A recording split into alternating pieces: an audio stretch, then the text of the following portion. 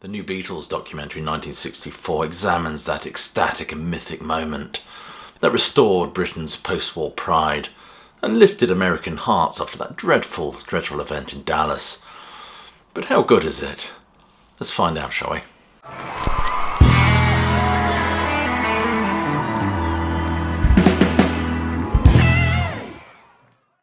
The Beatles' first visit to America was the subject of this absolutely absorbing documentary, of course, directed by David Tedeschi and producer Martin Scorsese.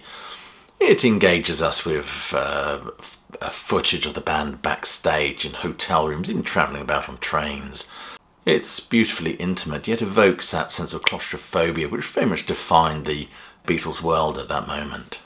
The Beatles landed in New York City in February 1964, their first time setting foot on American soil that they'd spent most of their lives dreaming about in Liverpool, being devotees of American rock and roll.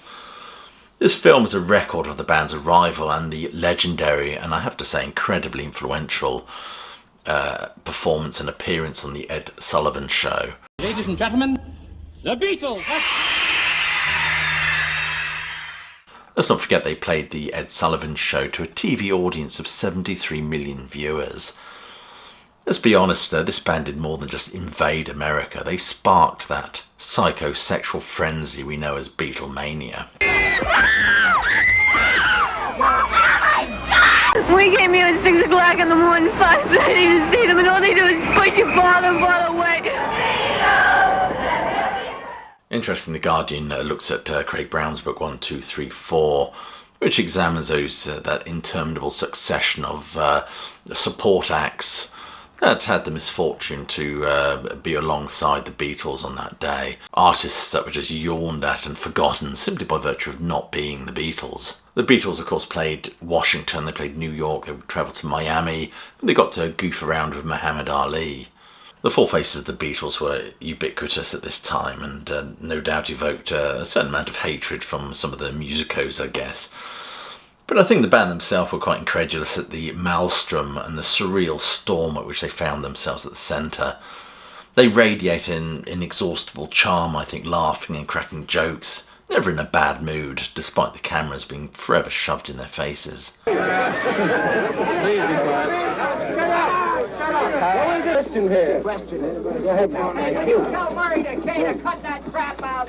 Cut that crap out. Does all that hair help you sing? What? Does all that hair help you sing? Definitely, yeah. One of my favourite moments in this film was the interview with writer Joe Queenan, who gets quite emotional when he remembers the Beatles' performance in 1963. He relates it to being almost a quasi-religious experience.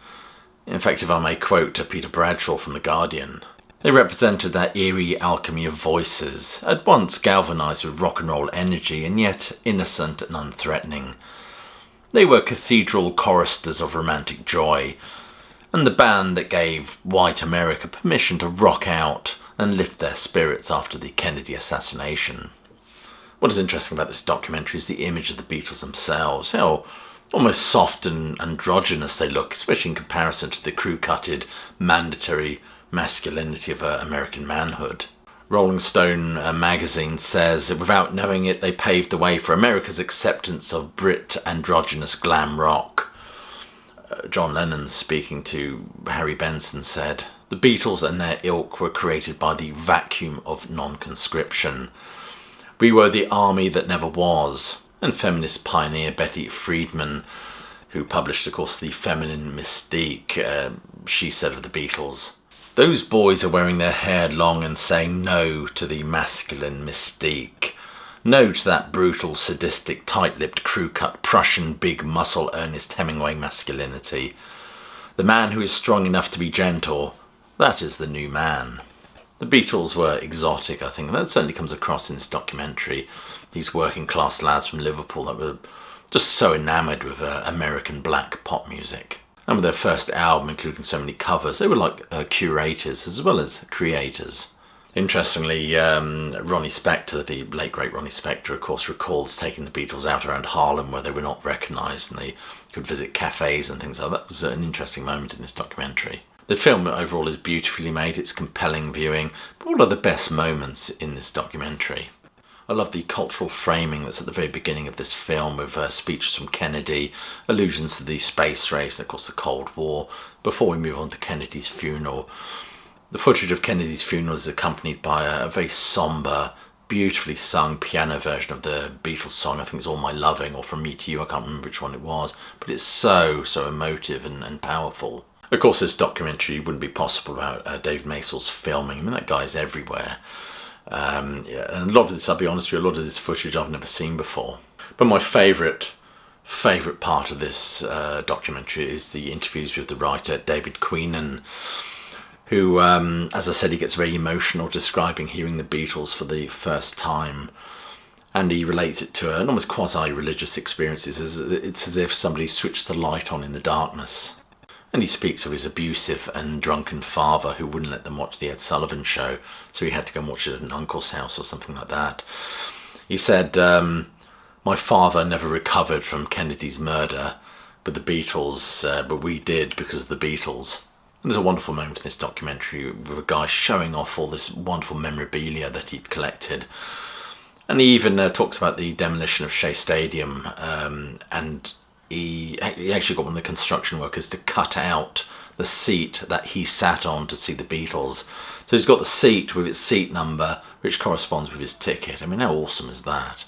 I loved the interview with Ronnie Spector. Of course, we lost her a few years ago, as I said, and I particularly enjoyed Smokey Robinson reminiscing on it all. And he talks about segregation in the USA. He said it was music that brought us all together. Music was that barrier breaker, he describes it.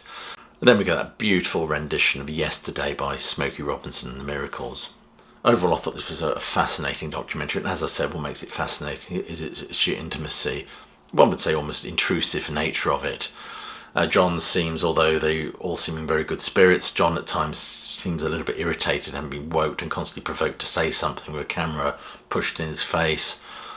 And interesting watching the Beatles perform, and how George Harrison seems to zone out sometimes on the stage. And I really enjoyed the interview snippets, especially McCartney and Ringo Starr. McCartney talking about those early Beatles songs being about a transaction between them and their audience.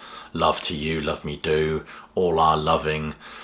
It was just I Want to Hold Your Hand. All these things were about, connection. It was just absolutely fascinating. Anyway, I urge you to click like, subscribe, and check that notification bell, and check some of the links below this video for ways you can support the sterling work done at Classic Album Review. It's always much appreciated. And I will leave you, of course, with my closing salvo, which is hope you're well, staying safe, and of course that you keep listening.